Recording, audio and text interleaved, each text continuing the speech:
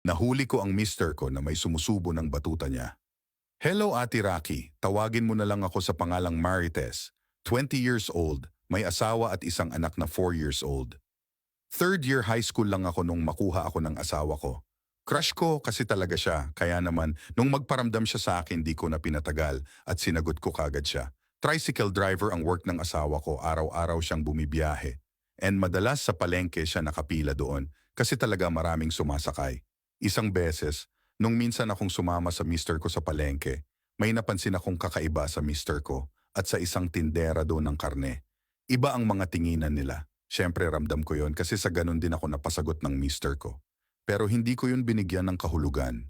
Dumating pa ang mga araw, medyo late na akong umuwi ang asawa ko. Isang gabi, galing siya sa pamamasada. Tuwang-tuwa siya kasi medyo malaki ang kinita niya. Marami daw kasi tao na sumakay sa kanya, tapos kinuha pa siya na mag-service ng mga nag-tour sa isa sa mga sikat na resort dito sa amin. Sakto pa dahil malapit na ang birthday niya, may panghanda na siya, may pandagdag pa sa ipon namin para kay baby. Fast forward. Araw na mismo ng kaarawan ng mister ko, marami siyang dumating na bisita.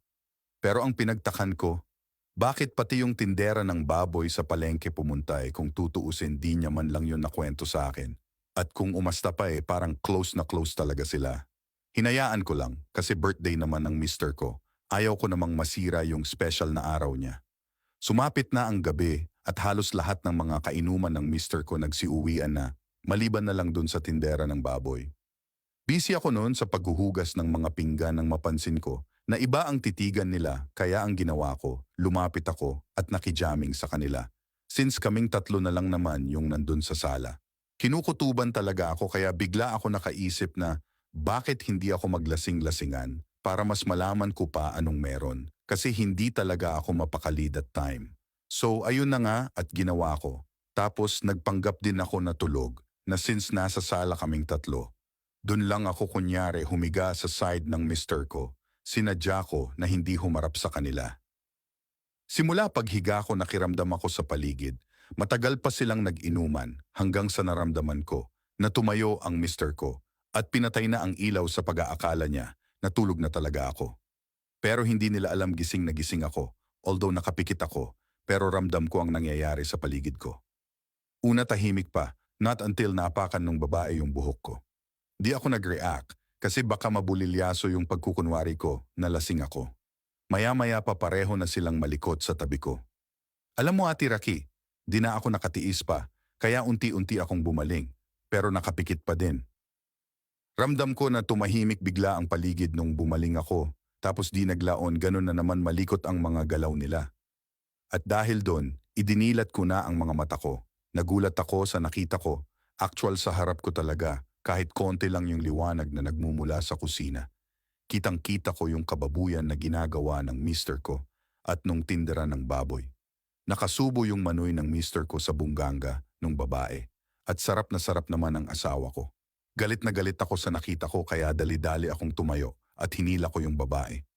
Humampas ang katawan niya sa pintuan ng room namin ng asawa ko.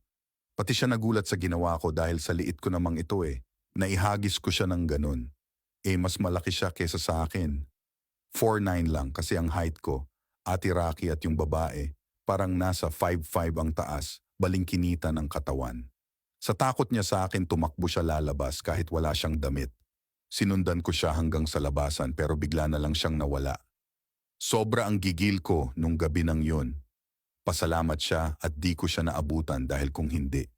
Kakaladkarin ko talaga siya sa barangay kahit wala siyang damit. Bumalik ako sa bahay namin at kinausap ko ang mister ko. Sabi niya dala lang daw yun ng kalasingan niya. Di ako naniwala, kaya pinagsasampal ko siya.